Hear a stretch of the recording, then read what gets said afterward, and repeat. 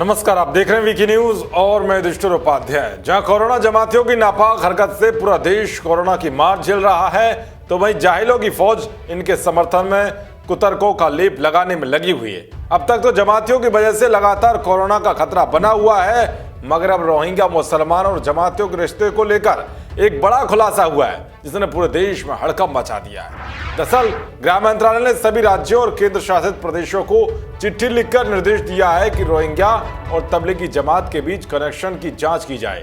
Rohingya Muslim और उनके परिचितों का भी कोविड-19 टेस्ट होना चाहिए। पत्र में यह भी कहा गया है कि ऐसी रिपोर्ट आई है कि रोहिंग्या मुसलमानों ने तबलीगी जमात के इज्तिमा और अन्य धार्मिक आयोजनों में हिस्सा लिया था। ऐसे में इसकी आशंका है कि वो कोरोना वायरस से संक्रमित हो सकते हैं। पत्र में हैदराबाद, तेलंगाना, दिल्ली, पंजाब, जम्मू और मेवात में शिविरों में रोहिंग्या शरणार्थियों की पहचान के लिए विशेष ध्यान देने के लिए कहा गया है, जहां पर अधिकतर रोहिंग्या रहते हैं।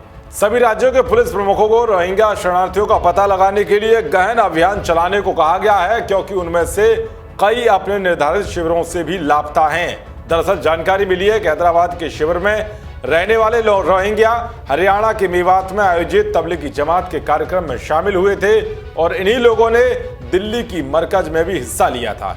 इसके साथ ही तबलीगी जमात के कार्यक्रम में भाग लेने के बाद रोहिंग्या मुसलमानों की उपस्थिति पंजाब के डेरा बक्सी और जम्मू में होने की खबर है। इसी तरह दिल्ली के श्रम विहार और शाहीन बाग इलाके में रह रहे रोहिंग्या भी तबलीगी जमात के कार्यक्रम में गए थे, लेकिन वो वापस अपने शिविरों में नहीं लौटे।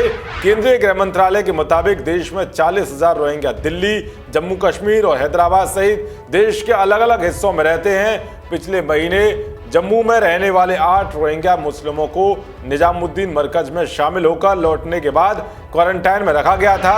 तबलीगी जमात से लिंक होने की वजह से रोहिंग्या मुसलमानों और उनके परिचितों का कोविड-19 टेस्ट कराना बेहद जरूरी हो गया है। अगर वक्त रहते इनको नहीं पकड़ा गया तो देश में एक और बड़ा कोरोना विस्फोट कर सकते हैं।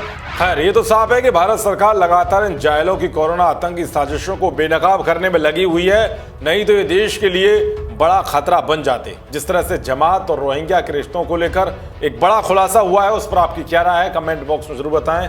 देश और दुनिया की तमाम खबरों को पाने के लिए देखते रहिए वीके न्यूज। शुक्रिया।